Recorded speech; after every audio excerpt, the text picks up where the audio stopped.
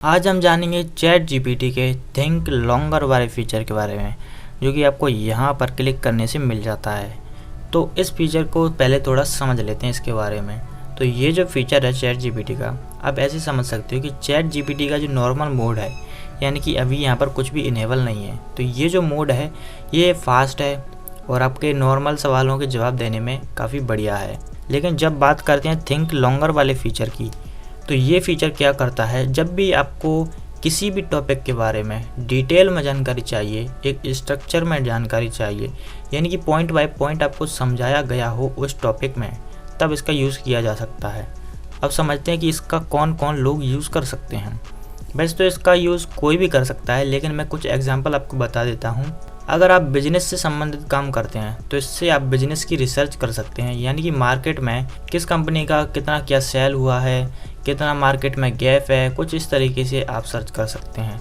अगर आप स्टूडेंट हैं तो आप किसी भी टॉपिक के बारे में, चाहे वो हिस्ट्री का हो, फिजिक्स, मैथ का हो, उसके बारे में डीप रिसर्च कर सकते हैं और एक स्ट्रक्चर वे में आसानी से समझने वाला सवाल का जवाब आप इससे पा सकते हैं। कंटेंट क्रिएशन में ये काम आ सकता है। काफ़ी सारे लोग डॉक्यूमेंट्री स्टाइल वीडियो बनाते हैं, तो उसके लिए डीप रिसर्च चाहिए होती है किसी भी टॉपिक के बारे में। अब जैसे मान लीजिए इलोन मस्क के ऊपर कोई एक डॉक्यूमेंट्री आपको बनानी है, तो उसके ऊपर उनके बारे में आपको एक रिसर्च चाहिए होगी जिसमें कि सारी जानकारी हो उनके रिलेटेड। तो इस तरह की रिसर्च और जानकारी के लिए आप थिंक लॉन्गर वाले फीचर का यूज़ कर सकते हो।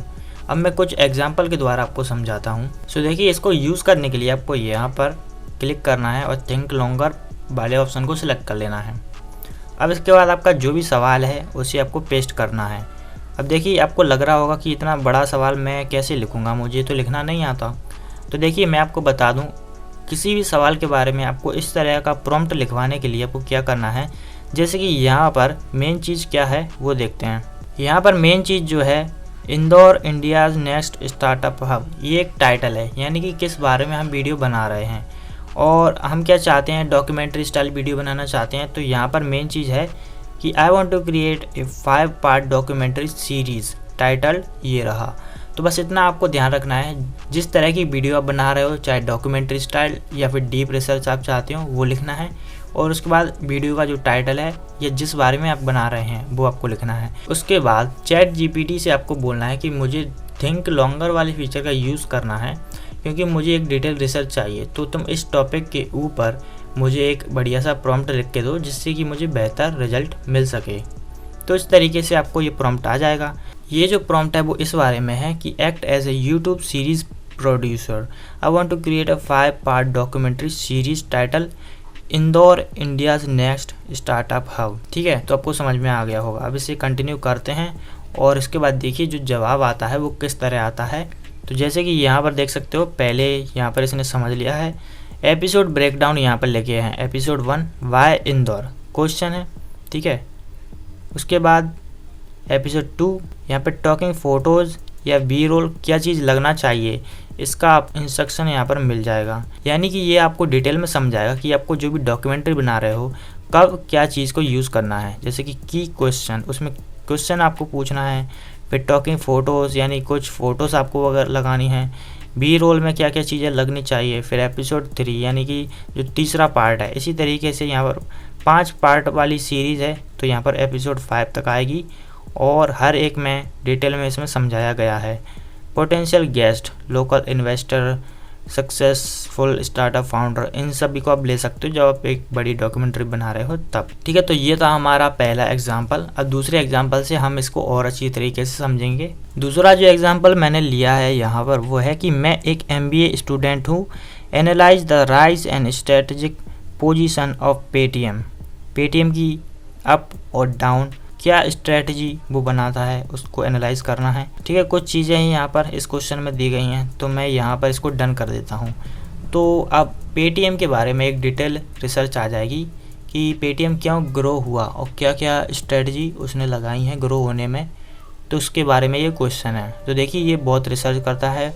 सर्चिंग द वेब, यानी कि इंटरनेट पे ढूंढता है, वेबसाइटों से, आर्टिकल से, जितनी भी चीज़ें अवेलेबल हैं इस टॉपिक के बारे में सभी से रिसर्च करके आपके लिए डेटा लेके आता है। क्वेश्चन के ऊपर डिपेंड करता है।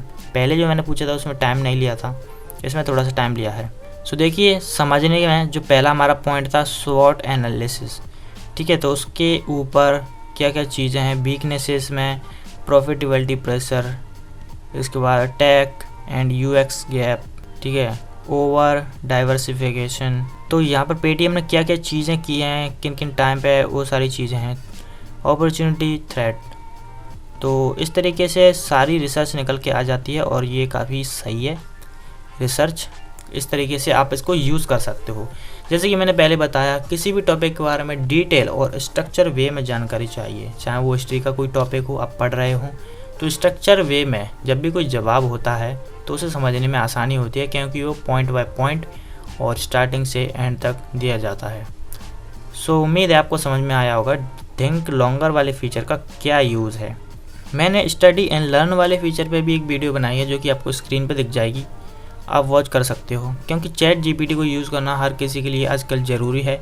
इसलिए इसके फीचर का क्या क्या या किस तरीके से यूज़ कर सकते हैं उनको समझना भी काफ़ी ज़रूरी है। आप इस वीडियो को देख सकते हो और मैं मिलता हूँ आपसे नेक्स्ट वीडियो में।